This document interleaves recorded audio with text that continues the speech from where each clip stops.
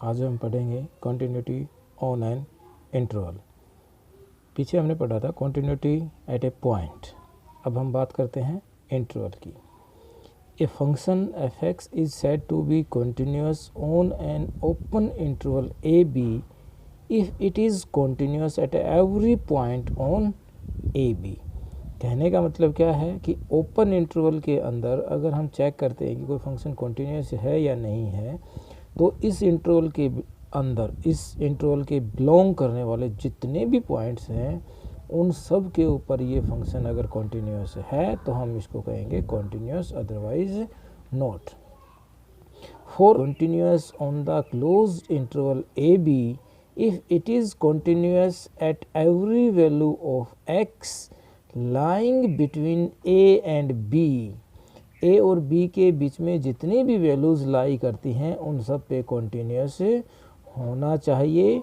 Continuous to right of x is equal to A का जो value है उसके राइट में, मतलब उसके कुछ पॉइंट्स पॉजिटिव में, and left of x is equal to b, और बी के कुछ लेफ्ट में।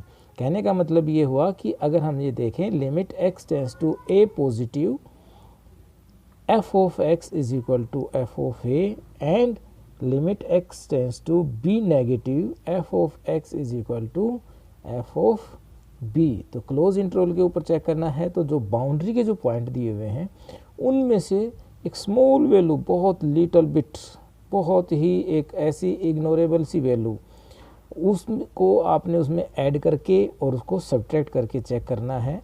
जो ए है उसमें ऐड करना है और बी है उसमें सब्ट्रैक्ट करना है। और इतनी छोटी वैल्यू है कि अगर आपको उसकी ज़रूरत पड़ती है तो आप उसको अज्यूम कर सकते हो कि it is equal to 0।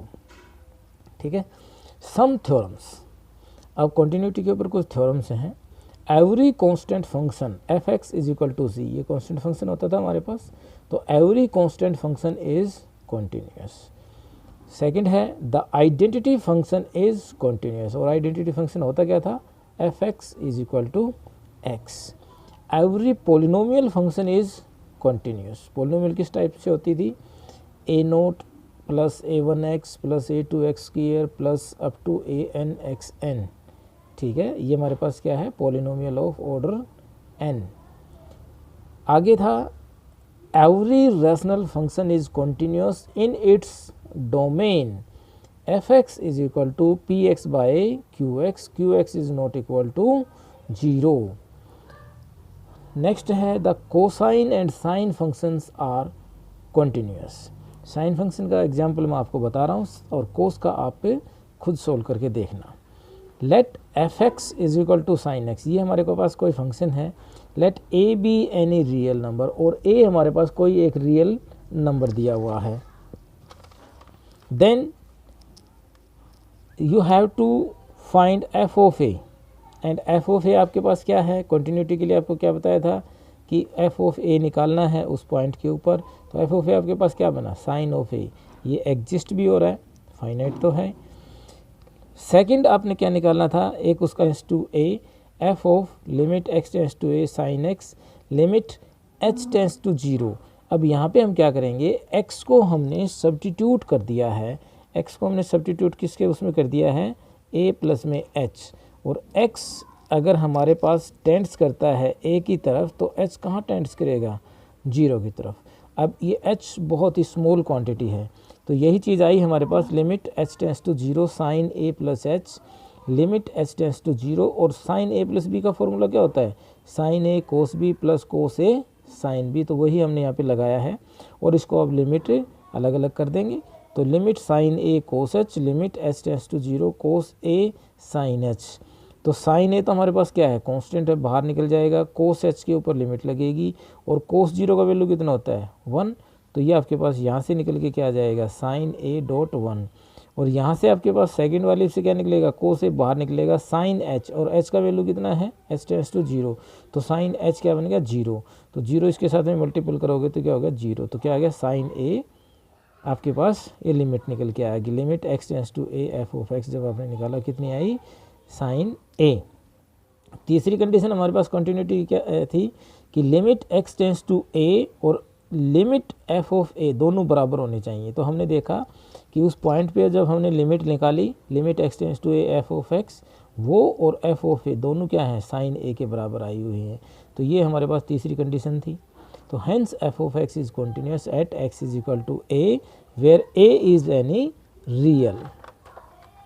Next है थ्योरम हमारे पास, modulus function is continuous and exponential function is also continuous. ये कॉन्टिन्यूटी के से रिलेटेड हमारे पास 6-7 थ्योरम्स थी। इनको आप डायरेक्टली जब आप इसको सोल्व करोगे आगे क्वेश्चंस को, तो आप उसको डायरेक्टली भी यूज़ कर सकते हैं। डिफरेंशिएशन के अंदर जब आप ये चेक करेंगे कि कॉन्टिन्यूस है या नहीं है, डेरिवेबल है या नहीं है, उस टाइम आप इन रिजल्ट्स को डायरेक्ट यूज कर सकते हैं। Differentiability of a function at a point, if f x be a finite and single valued function of x about the point x is equal to a, then limit x tends to a f of x minus f of a over x minus a if exist finitely is called derivable या derivatives and it is denoted by f dash a।